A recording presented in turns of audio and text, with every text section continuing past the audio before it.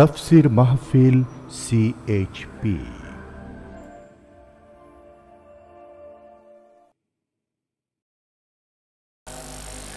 এক ইহুদি হযরত ওমর রাদিয়াল্লাহু তাআলা আনহুকে বলেছিলেন যে ওমর, তোমাদের উপরে এমন একটি আয়াত নাজিল হয়েছে, ওই আয়াতটা যদি আমাদের উপরে নাজিল হইতো তাহলে আমরা সেদিন ঈদ করতাম।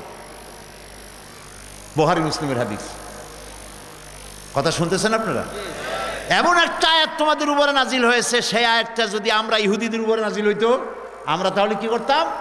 ওই আয়াত উপলক্ষে আমরা ঈদ মানাতাম, ঈদের খুশি মানাতাম। ওমর রাদিয়াল্লাহু তাআলা আনহু বলেন যে আমার বিলক্ষণ মনে আছে সে আয়াতটা কোথায় নাজিল হয়েছিল এবং নবী করিম সাল্লাল্লাহু আলাইহি সাল্লাম তখন কি করতেছিলেন, কোথায় অবস্থান করছিলেন এবং মাসের কত তারিখ ছিল, কোন মাসের কত তারিখ ছিল, আমার সব মনে আছে। তো তোমরা ঈদ যে পালন করতে, সেই ঈদ আমরা পালন করি। আমরা দুইটা ঈদ করি। হযরত ওমর রাদিয়াল্লাহু তাআলা বলেন আমরা দুইটা ঈদ করি। একটা ঈদ তো করি এই জন্য যে কোরআন যেদিন নাজিল হলো সেটা ছিল রমজান মাসে। দিনে নাজিল হলো না রাত্রে? শুরু হলো কখন? রাত্রে শুরু হলো, রাত্রে। ওই রাতটাকে বলা হয়েছে কি? খায়রুম মিন আলফি শাহর, হাজার মাসের চাইতে শ্রেয় রাত হচ্ছে ওই রাতটা। আমরা যে শবে বরাত উদযাপন করি, প্রিয় ভাই সব একটু মাথা ঠান্ডা ঠান্ডা করে বুঝে শুনি তারপর করা উচিত। ঠিক কিনা বলেন ভাই? ঠিক কিনা? কোরআন হাদিসে আছে কিনা? যে জিনিসে সন্দেহ আছে আমরা কি তা গ্রহণ করব? বলেন করব? আমাকে যদি বলা হয় যে এই প্রেসের মধ্যে যা আছে এর মধ্যে এমন জিনিস আছে যাতে আপনার শরীর খারাপ করতে পারে, হইতেও পারে শরীর খারাপ হইতে পারে, তাহলে আমি কি এটা কি গ্রহণ করব? এক গ্লাস পানি দেওয়া হলো আপনাকে, পানি গ্লাস দিয়ে বলা হলো এর মধ্যে এমন উপাদান আছে যাতে আপনার শরীর খারাপ করতে পারে, কলেরা হতে পারে বা অন্য কোনো রোগ হইতে পারে, আপনি কি ওই পানি গ্লাস খাবেন? খাবেন না। সামান্য সন্দেহ হলেও আমরা সেই সন্দেহের কাছে যাই না। তো যেখানে ওলামায়ে কেরামদের 90% ওলামাদের মত হচ্ছে শবে বরাত সম্পর্কে যে এর ওই হাইসিয়ত নাই যে হাইসিয়তে এটাকে অবজার্ভ করা হয়। এটাকে বলা হয় সৌভাগ্য রজনী, ভাগ্য বন্টনের রজনী, রুজি বন্টনের রজনী ইত্যাদি বলা হয়। এগুলি কোরআন হাদিস থেকে যেসব আয়াত এবং হাদিস বলা হয় এ সবগুলি লাইলাতুল কদরের ব্যাপারে জোর করে ঠেঁচা ঠেঁচা বরাতের ব্যাপারে ঢুকানো হয়। কথা বুঝতে পেরেছেন প্রিয় ভাই সব? তো লাইলাতুল কদর হচ্ছে হাজার বছরের চাইতে, হাজার মাসের চাইতে কি উত্তম। এটা নাজিল হলো, কোরআনে কারীম নাজিল শুরু হলো রমজান মাসের 26 তারিখে শেষ দিকে। এই কোরআন নাজিল যে শুরু হলো সেই জন্য আমরা একটা ঈদ করি। ওই ঈদের নাম হলো ঈদ উল ফিতর। ওই ঈদের নাম কি? কোরআন নাজিলের খুশি। ওই যে আল্লাহ তাআলা বলেছেন কুল বিফাদলিল্লাহি ওয়া বিরহমাতিহি ফাবিযালিকা ফালিয়াফরাহু, কোরআনের মতো কিতাব পাইছো আনন্দ করো। সেই আনন্দ করছে ঈদ উল ফিতরে এসে। সুবহানাল্লাহ গণ। ওমর রাদিয়াল্লাহু তাআলা আনহু বললেন যে ইহুদি শোনো, ওই আয়াত যে আয়াত তোমাদের উপরে নাজিল হইলে তোমরা ঈদ করতা, আমরাও করি। ওইটা নাজিল হয়েছে কবে জানো? নাজিল হয়েছে জিলহজ মাসের 9 তারিখ। আমরা তখন ছিলাম কোথায়? আরাফাতে। কোথায় ছিলাম? আরাফাতে ছিলাম। নবী করিম সাল্লাল্লাহু আলাইহি সাল্লাম তখন মসজিদে নেমরায় খুতবা দিতেছিলেন। খুতবা দেওয়া শেষ, আয়াতে কারিমা নাজিল হয়ে গেল। আল ইয়াউমা আকমালতু লাকুম দীনাকুম ওয়া আতমামতু আলাইকুম নি'মাতি ওয়া রাদিতু লাকুমুল ইসলাম দীনা। আজ থেকে আমি এই ইসলামকে কমপ্লিট করে দিলাম, পূর্ণ করে দিলাম এবং আমি আমার নিয়ামতকে কমপ্লিট করলাম। এই দিনের প্রতি আমি রাজি এবং খুশি হয়ে গেলাম। এই যে আল্লাহ তাআলা দিনকে কমপ্লিট করলেন, 9 তারিখে কমপ্লিট করলেন, 10 তারিখে আমরা ঈদুল আজহা করলাম, কোরবানি দিয়া খুশি মানাইলাম। সুবহানাল্লাহ গণ। তো কোরআনের শুরুতেও আমরা ঈদ করি, কোরআনের শেষ হয়েছে যেখানে সেখানেও আমরা ঈদ করি। সুবহানাল্লাহ বিহামদি। আল্লাহ তাআলা বলেন যে নবী হচ্ছেন শেষ নবী, কিতাব হচ্ছে শেষ কিতাব। আল্লাহর নবীর পরে মুহাম্মদ সাল্লাল্লাহু আলাইহি সাল্লামের পরে আর কোনো নবী আসবে না, কোরআনের পরে আর কোনো কিতাব আসবে না। সেই জন্য আল্লাহ তাআলা হেফাজতের দায়িত্ব নিয়েছেন। কোথাকার কোন গোলাম মোহাম্মদ পায়খানায় পড়ে মরছে, এই শয়তান একে যারা, আরেকটি কথা মনে রাখবেন, কাদিয়ানি যারা, কাদিয়ানি ধর্মের অনুসারী যারা, একজন আলেম তাদের মধ্যে নাই, সব আধুনিক শিক্ষিত ব্রিটিশের দালাল ছিল এরা। এর একটাও মুসলমান না, একজন আলেম নাই। কোন কাদিয়ানিদের জন্য চ্যালেঞ্জ রইল, তারা দেখাক একটা আলেম তাদের সাথে আছে। শয়তান। এগুলো কি জোরে কন? শয়তান। আরো জোরে কন। শয়তান এবং কাফের। শয়তানের চাইতেও খারাপ। শয়তান তো নবুয়তের দাবি করে নাই। শয়তান নবুয়তের দাবি করছে? তাহলে এটা শয়তানের চাইতেও খারাপ। খোদার লানত হোক গোলাম মোহাম্মদ কাদিয়ানী আর ওই কাদিয়ানীদের কবরে জাহান্নামের আগুন কিয়ামত পর্যন্ত জ্বলতে থাকুক। বলেন আমিন। প্রিয় ভাই সব, কোরআন কমপ্লিট, মুহাম্মদ সাল্লাল্লাহু আলাইহি সাল্লামের নবুয়ত কমপ্লিট। দুনিয়ার মানুষকে সব দিয়ে গেছেন, এমন একটি বিষয় নাই যা তিনি উম্মতকে দিয়ে যান নাই। সব কিছু তিনি দিয়ে গেছেন। আমরা বলি সুবহানাল্লাহ, সব দিয়ে গেছেন। প্রিয় ভাই সব, আল্লাহ রাব্বুল আলামিন কোরআনে কারীমের মধ্যে তাই বলে দিয়েছেন নবীর সম্পর্কে। আল্লাহ তাআলা বলেন, আতিউল্লাহ ওয়া আতিউর রাসূল ইয়া আইয়ুহাল্লাযীনা আমানু আতিউল্লাহ ওয়া আতিউর রাসূল। হে বিশ্বাসীরা, তোমরা যারা ঈমান এনেছো আল্লাহ এবং রাসূলের আনুগত্য করো। আল্লাহ এবং রাসূলের আনুগত্য করো। সেই আনুগত্য কোন ব্যাপারে? কোন তো আপনারা কোন ব্যাপারে পারবেন বলতে? আল্লাহ বলতেছেন আল্লাহ এবং রাসূলের আনুগত্য করো। কোন ব্যাপারে? সকল ব্যাপারে। এখন বলেন তো কোন ব্যাপারে? একটি ব্যাপারও নাই যেখানে আপনি আমি নিজস্ব মত খাটাইতে পারবো। কারণ আপনি আর আমি দাবি করেছি আমরা কি মুসলমান। বলেন আমরা কি? আমরা পড়েছি লা ইলাহা ইল্লাল্লাহু মুহাম্মাদুর রাসূলুল্লাহ, লা ইলাহা ইল্লাল্লাহ, লা ইলাহা। একটু জোরে করেন।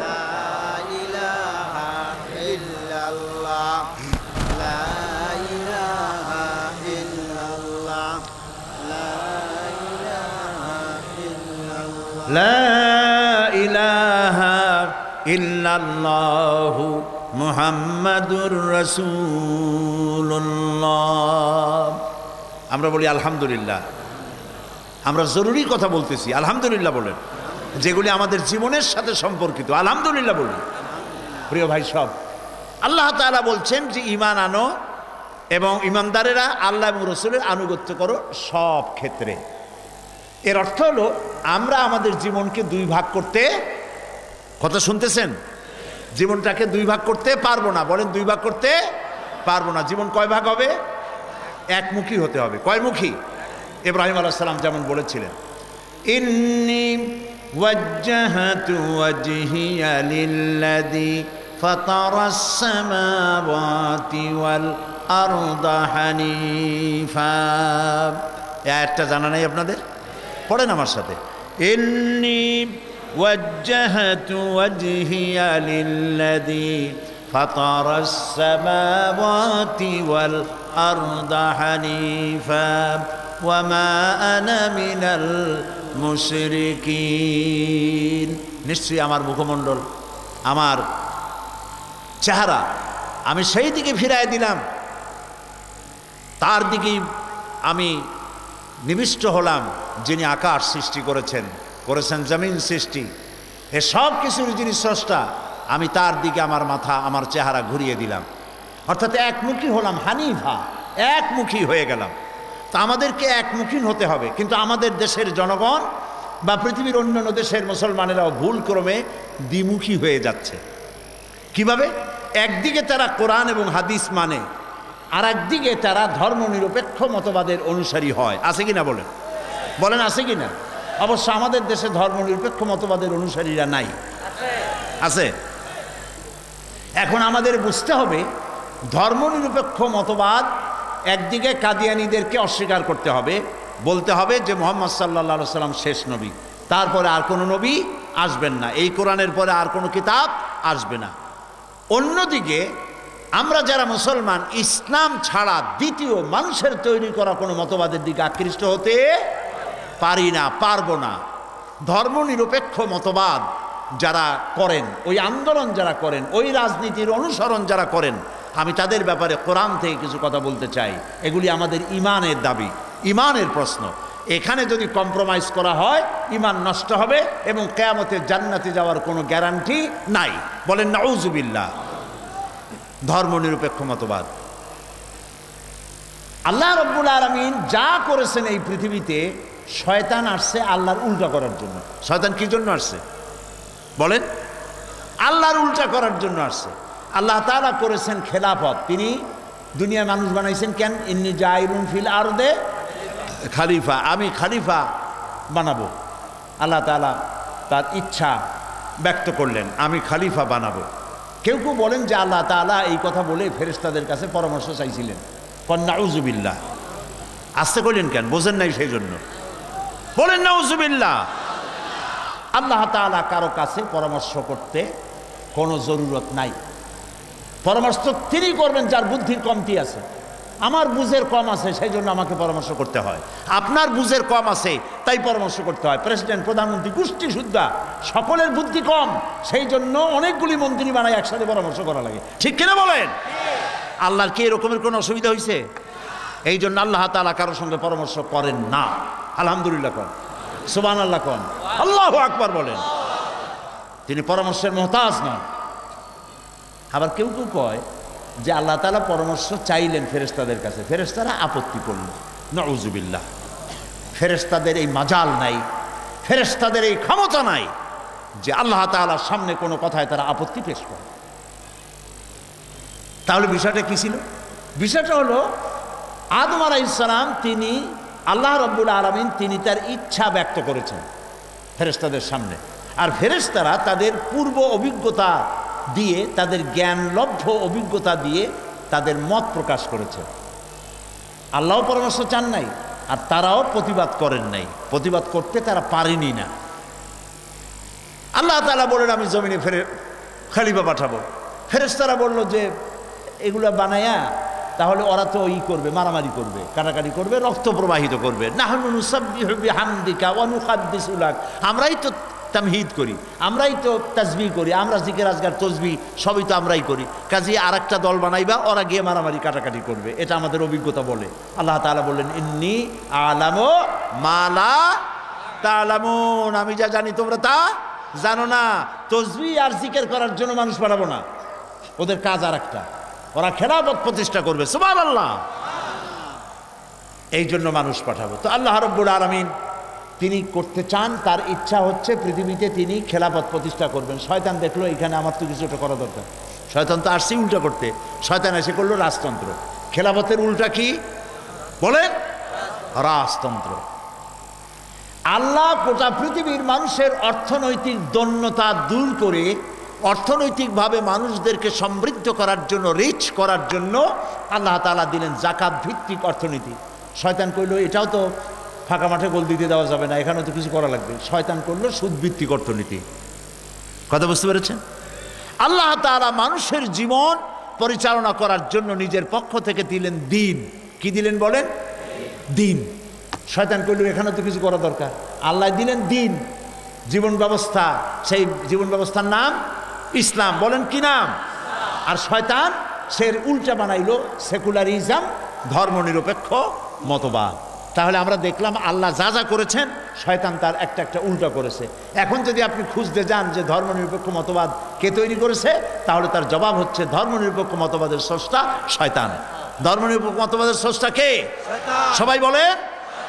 এখন দেখুন ধর্মনিরপেক্ষ মতবাদ আমরা কেন করব না, অথবা করলে ক্ষতি কি, সেটা আমাদের জানা দরকার। একদিকে আমি বলছি এই কারণে, আমাদের লোকেরা মুসলমান, মাথায় টুপিও আছে, মুখে দাড়িও আছে, হজও করে, নামাজও পড়ে, আবার ধর্মনিরপেক্ষ মতবাদের ওই রাজনৈতিক দলের কর্মী হইয়া, নেতা হইয়া কাজ করে। আছে না ভাই? এরকম একজন বুড়া নেতা দাড়িওয়ালা পার্লামেন্টে ঢুকতেছি মাস কয়েক আগে, হঠাৎ করে তাকে পার্লামেন্টের করিডোরে দেখা। আমি জিজ্ঞেস করলাম ভাই আপনাদের সাথে তো আমাদের কোনো শত্রুতা নাই, শুধুমাত্র এই একটা মতবাদ যদি বাদ দিতে পারেন তাহলে আপনারা আমাদের কাছে, আমাদের কাছাকাছি হয়ে যেতে পারেন, দেখেন বাদ দিতে পারেন কিনা। কোনটা? আমি বললাম যে এই ধর্মনিরপেক্ষ মতবাদটা যদি বাদ দেন। কয়টা বাদ দেবো কেন? এটা তো আল্লাহ নিজেও ধর্মনিরপেক্ষ। আস্তাগফিরুল্লাহ, আস্তাগফিরুল্লাহ। দাড়ি কি বাতাসে বাকছে নাকি আল্লাহ জানে। কয় কি? তা আমি বললাম আল্লাহ ধর্মনিরপেক্ষ হইলেন কেমনে? আল্লাহ তো সবচেয়ে বেশি ধর্মের পক্ষে। আল্লাহই তো বলেছেন ইন্নাদ-দীন ইনদাল্লাহিল ইসলাম, আমার কাছে একমাত্র পছন্দ ইসলাম। সুবহানাল্লাহ বলেন। তা আল্লাহ তো ধর্মের পক্ষে চলে গেছেন, আপনি আল্লাহরও ধর্মনিরপেক্ষ বানাইতেছেন। জ্ঞানের কত দৈন্যতা, 70, 80, 90 বছর বয়স হয়ে গেছে, আহারে ইসলামের আলিফও জানে না। এ হয়েছে ওই মাস্টারের মতো, ইন্সপেক্টর গেছে স্কুলে, তারপরে হেডমাস্টার ইন্সপেক্টর নিয়ে ঘুরতেছে ক্লাসে। ইন্সপেক্টর বলছে ছেলেদেরকে জিজ্ঞেস করবো, পারবে তো? বলে হ্যাঁ পারবে, বলেন। তো বলছে যে এই ছেলেরা বলো তো চীনের প্রাচীর কে ভেঙেছে? তো এক ছেলে দাঁড়ায় বলছে স্যার আমি ভাঙিনি। ওদিকে তাকাইছে, কয় না আমিও ভাঙিনি। যেদিকে তাকায় সেদিকে আমি ভাঙিনি। পিছনে একটা ছেলে ছিল দাঁড়ানো, সে খুব কাছুমাছি করে দাঁড়ায় বলছে স্যার গ্রামে আমি দুষ্ট হিসাবে আমার যথেষ্ট বদনাম আছে, কিন্তু চীনের প্রাচীর ভাঙ্গার মতো অপকাম আমি করি নাই। এখন ইন্সপেক্টর খুব রাগ করে তাকাইছে হেডমাস্টারের দিকে, এই বুঝি আপনার ছাত্ররা এই বুঝি লেখাপড়া শিখান? মাস্টার বলছে স্যার আপনি রাগ করতেছেন কেন? আমি আপনারা খুব ভালো করে খাওয়াবো, যত্ন করব। চীনের প্রাচীর ভাঙ্গা আপনার যে মনে কষ্ট পাইছেন, ওই রিপেয়ার করার জন্য যদি কিছু পয়সা লাগে, আমার স্কুলের ছাত্ররা ভাঙ্গে নাই, কিন্তু যদি কোনো পয়সা লাগে আমি চান্দা দেবো, তবু রাগ করেন না। স্কুলের হেডমাস্টারের যে জ্ঞান, এই ঘটনার মধ্য দিয়ে প্রমাণিত হয় ধর্মনিরপেক্ষ মতবাদীদের বুড়া বুড়া রাজনীতিবিদরা এর থেকেও জ্ঞানের, ইসলামী জ্ঞানের থেকে আরো অতবাধিত 4 পয়সার জ্ঞান নাই। ইসলাম কারে বলে জানে না, কোরআন কাকে বলে জানে না, সূরা ফাতিহা শুদ্ধ করে পড়তে পারবে না, অর্থও জানে না। ধর্মনিরপেক্ষ মতবাদ, আহারে প্রিয় ভাই সব, এই মতবাদ আসলো থেকে আমাদেরকে ইতিহাস জানতে হবে। মধ্যযুগীয় ইউরোপ সভ্যতায় চার্চ দিয়ে দেশ শাসন হতো, ধর্ম দিয়ে রাষ্ট্র শাসন, পাদ্রীরা দেশ চালাইতো। শুনতেছেন কথা?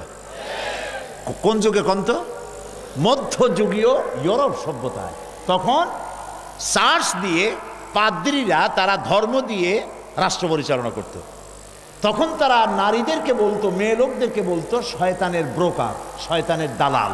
মেয়ে লোক এরা হচ্ছে ভোগের সামগ্রী, এদেরকে শুধু উপভোগ করবে, এদের কোনো অধিকার দেওয়ার দরকার নাই। কিভাবে শয়তানের দালাল? এরা শয়তানের দালাল হলো এইভাবে যে আমরা ছিলাম বেহেশতে, স্বর্গে, আদম আলাইহিস সালাম, হযরত হাওয়া, আমরা সব বেহেশতে ছিলাম। এই মেয়ে লোকের দালালি, শয়তানের পক্ষে দালালি করছে, যার কারণে আমরা দুনিয়া আসছি।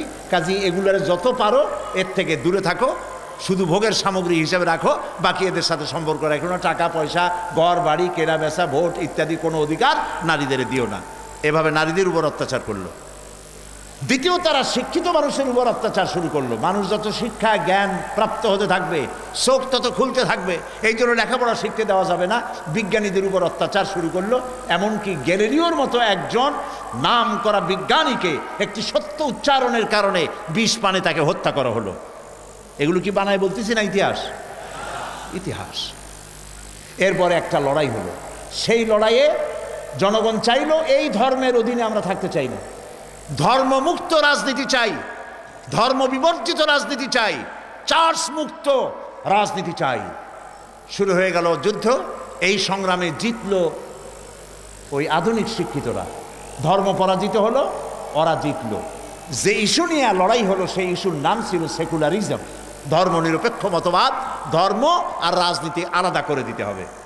তখন থেকে ধর্ম আর রাজনীতি আলাদা হয়ে গেল, চার্চ বাদ পড়লো, পাদ্রীরা বাদ পড়লো, নওজওয়ানেরা ক্ষমতা আসলো, ধর্মকে বাদ দিয়া মন গড়া আইন এবং কানুন দিয়া দেশ চলা শুরু হলো। এ হলো ধর্মনিরপেক্ষ মতবাদের ইতিহাস।